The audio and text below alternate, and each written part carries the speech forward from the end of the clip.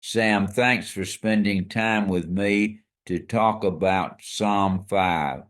Pappy, I will do anything to make you a happy pappy. Morning routines. We're obsessed with finding the perfect one, Sam.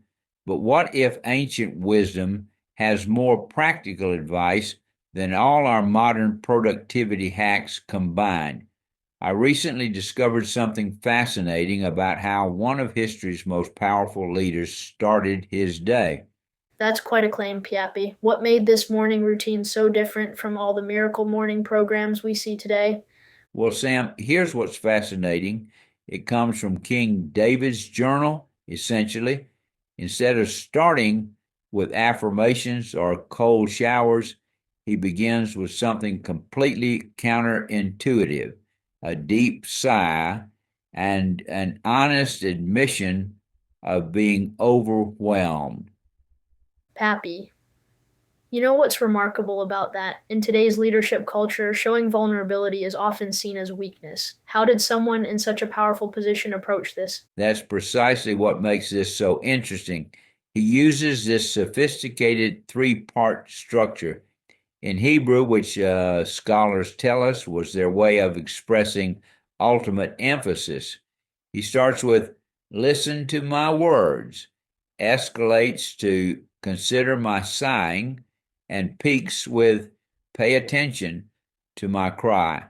So he's essentially building this emotional crescendo first thing in the morning, but where does he go from there? Here's where it gets intriguing. He transitions into what modern psychologists might call cognitive reframing. Instead of dwelling in that emotional state, he starts listing out fundamental truths about his situation. You're not a God who delights in wickedness. Evil cannot dwell with you.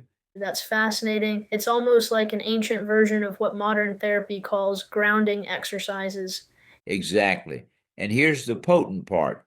When you'd expect him to start listing his own qualifications or good deeds, he does something completely unexpected. He focuses on this concept called hesed, this Hebrew term that encompasses unconditional love and loyalty. How does that translate into practical morning habits for modern people dealing with their own challenges? Well, think about it this way. Studies show that 89% of people check their phones within the first 10 minutes of waking up, immediately flooding their minds with external stressors. David's approach suggests something radically different, starting with internal reflection and then moving to external challenges. That's quite a shift from our modern rise and grind mentality. And here's what's particularly relevant. He uses this military imagery that would have resonated with his audience. The Hebrew words he chooses are technical military terms for strategic defense. It's like he's creating this mental fortress before facing the day. So it's really about building psychological resilience rather than just pushing through challenges. Precisely, and modern neuroscience backs this up.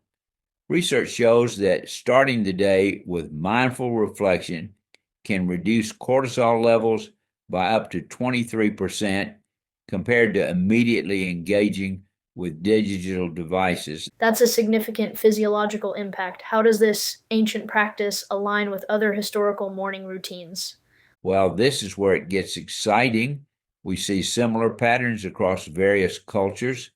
Ancient Roman philosophers like Marcus Aurelius practiced morning meditation, and traditional Japanese warriors began their day with mokuso or silent contemplation. Hmm. Seems like there's this universal understanding about the importance of how we start our days. And what's particularly striking is how this approach moves from vulnerability to strength. David starts with a sigh, but ends with this powerful image of being surrounded by favor like a shield.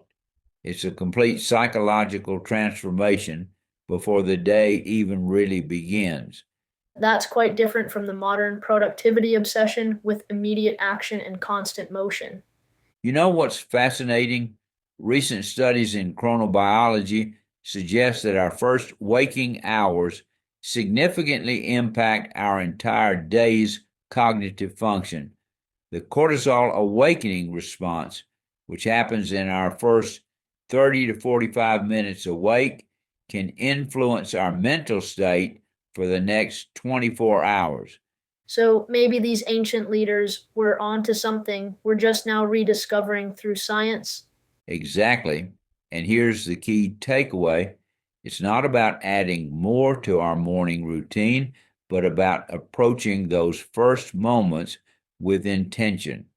Whether you're leading a kingdom or heading to a regular job, starting with honest reflection rather than immediate action might be the real key to a productive day. Now, Pappy, that's what I'd call a truly evidence based morning routine. And perhaps, Sam, the most powerful lesson in all this is that transformation doesn't require complex systems or expensive programs. Sometimes it's as simple as starting your day with honest reflection before moving into action.